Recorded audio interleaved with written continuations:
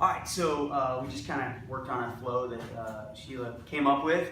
So she created the direction of the flow, which was kind of fun. So we thought we'd put this one down. So a lot of times in our JKD grappling, we'll do an entry with some trapping, and that's going to take the person down.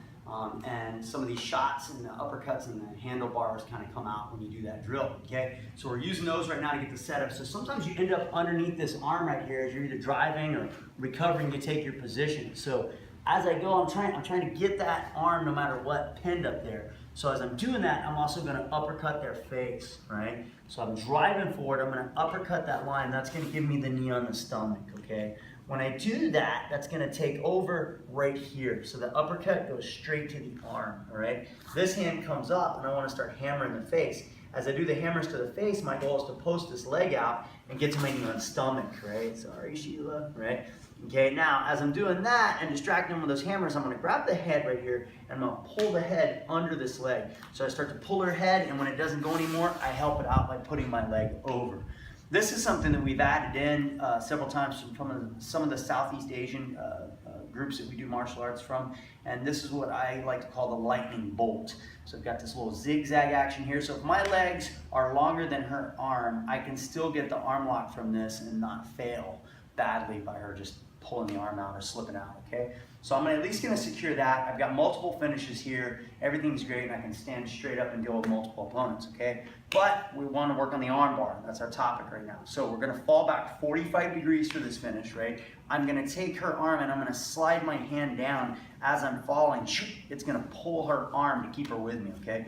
So as I fall back to that line, boom, you can see she moves with me. I'm pulling her. Okay?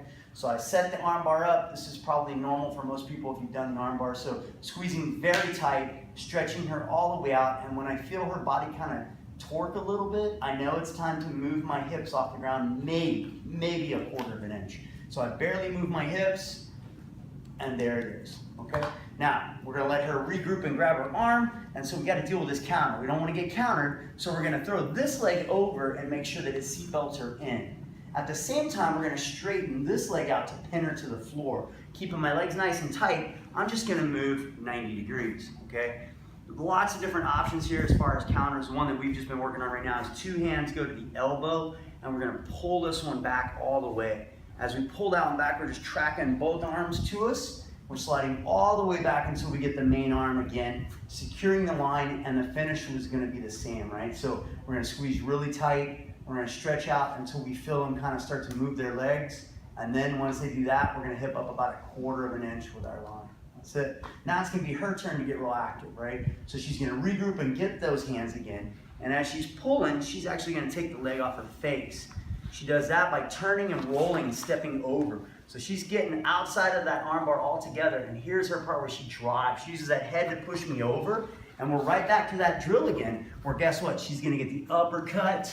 She goes to knee on stomach, she grabs my arm, that's it. She starts hammering down, gets a great knee on belly post, shoves that back, that's it. And she goes right to the 45-degree arm bar, right, okay? I reach in to counter that line, grab it, start pulling. She straightens the leg, and moves 90 degrees. That makes it real tense on me. Pulls that elbow, I'm trying to hold out. She still gets it, that's it. There's that finish again. And like we said on the counter, I get my grip, I pull it back. I'm gonna take this off of my face, and all I'm gonna do is turn away with the legs right here. So as I'm turning like that, I just turtle up and I end up right here, and that's where I'm gonna drive forward into this line, okay? And the great thing again is I'm looking to uppercut. If this doesn't end up on my other side of my shoulder, it's okay, because I'm still gonna get it by uppercutting and sliding up behind her, okay? Remember, right after your uppercut, grab the arm or the shoulder, tether the knee in, distract them with the hammer fist, and you're right back into that flow, okay? So try that one out. We've been having fun for like, what, these last 20 minutes on it? So it's kind of cool.